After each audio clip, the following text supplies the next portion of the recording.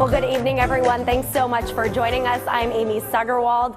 A lot of sunshine today and an even better day tomorrow, but how long are we going to stay dry? Let's get things right on over to First Alert meteorologist John Birchfield. Did you learn something, Amy? Kelly, I feel like every time I watch these, I learn something. Why my plans always die. I need to take notes or something. Now, here's the issue police run into. Campaign signs have one, maybe two versions to them. So in other words, they all look the same. So even if someone is caught on camera taking your sign, it can be difficult to determine if that sign is actually yours. Joining us right now is Ohio Secretary of State Frank LaRose. Mr. Secretary, thank you so much for joining us. I want to start out with absentee ballots. There has been some confusion in a couple of Ohio counties just about getting those sent out on time. As it stands right now, though, I understand that's been worked out. Talk to me about some of the issues you guys see when you get absentee ballots from voters and what they can do to make sure that those are all counted properly. Well, Christy, Noor Abu Karam has been running for Northview for 3 years now and always wears her hijab while competing. So naturally, it was shocking for her and her entire family when she crossed the finish line on Saturday and was told she was disqualified.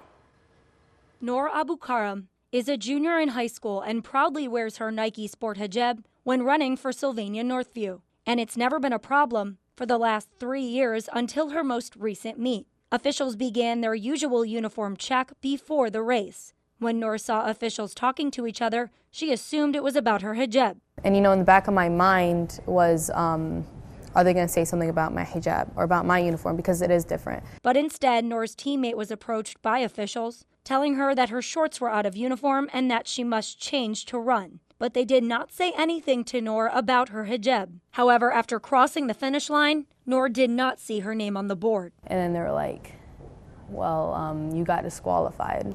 And I was like, for what, And they're like, because of your hijab. Despite not being told prior to the race, Noor's hijab was out of uniform, allowing her to be disqualified.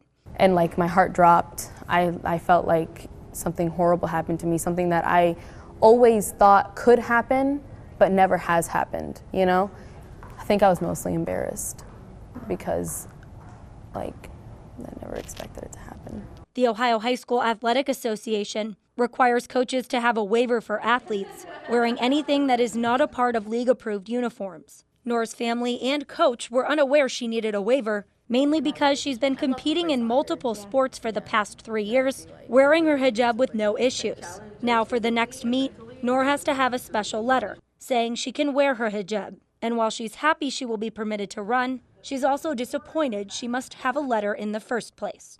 It's a part of me, and I'm not going to take it off so I can run. I just don't want this to happen to anybody else. Like any other girls younger than me that are wearing hijab that are going to start running. I don't want them to ever have to worry or to have to write a letter so they can go run. Now, Noor wanted to make it clear her coach and her teammates have all been incredibly supportive of her wearing her hijab and are also confused about this rule. We reached out to the Ohio Athletic Association. They explained for us that their official was simply enforcing the rules, but did not make it clear as to why they did not tell her before the race that it was an issue. Reporting live in studio, Amy Steigerwald, WTOL 11.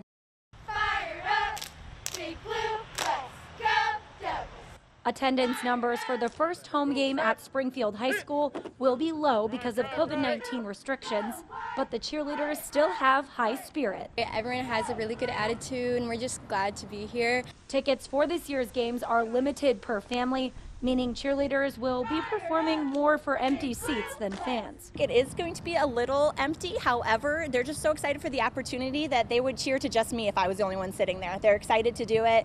Tryouts for the squad are normally in the spring, but coaches had to push them back until late July. Girls who made the squad only had a few weeks to prepare for the first game, and with COVID-19 restrictions, practices have been a little different. On top of that, recommendations and rules are changing daily, but right now the season is moving forward as scheduled. We've been trying our best just to get ready for the season, just in case it was going to happen, and it did, which we were lucky. And I think we're really savoring our season and being more thankful. Fire up, fight, fight. Stunting's a little hard to wear masks with, but we try to keep them on as long as it's not a really high intensity interval thing that we're doing. But the girls are doing a really good job keeping masks, keeping distance. The girls' first home game is right here in Springfield on Friday, and by the looks of it, I think they're ready. Reporting in Springfield, I'm Amy Steigerwald for WTOL 11.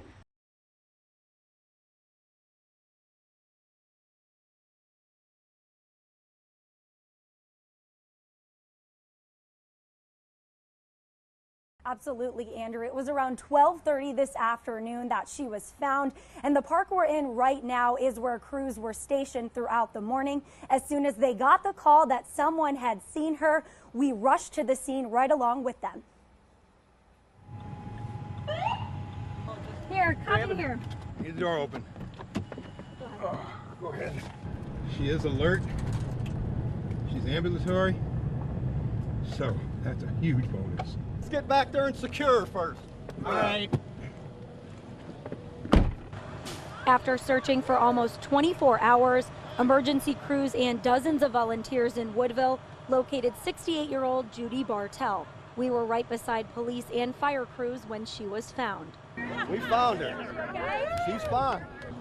Judy, found by her nephew lying in the woods, he says she was just taking a nap. So I just grabbed her up and I just started screaming, I found her, and I held her until they got there. The search conducted by emergency crews from multiple area departments, along with nearly 100 volunteers from Woodville. These are the heroes right here, guys. We did it. All ecstatic when Judy was finally located. Everything looks good. And what started as a scary situation for the entire community, Good deal.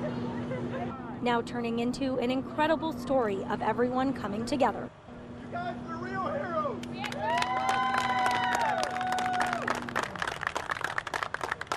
Such a happy ending. You don't always get these happy endings. Amy, you were there, only reporter there from the moment she was found. How did they end up finding Judy? So this morning they actually had dogs and a drone searching the wooded area, and once a couple of those dogs picked up some scents in the woods, a bunch of volunteers came to this park to ultimately go to the woods, and that's where they found her.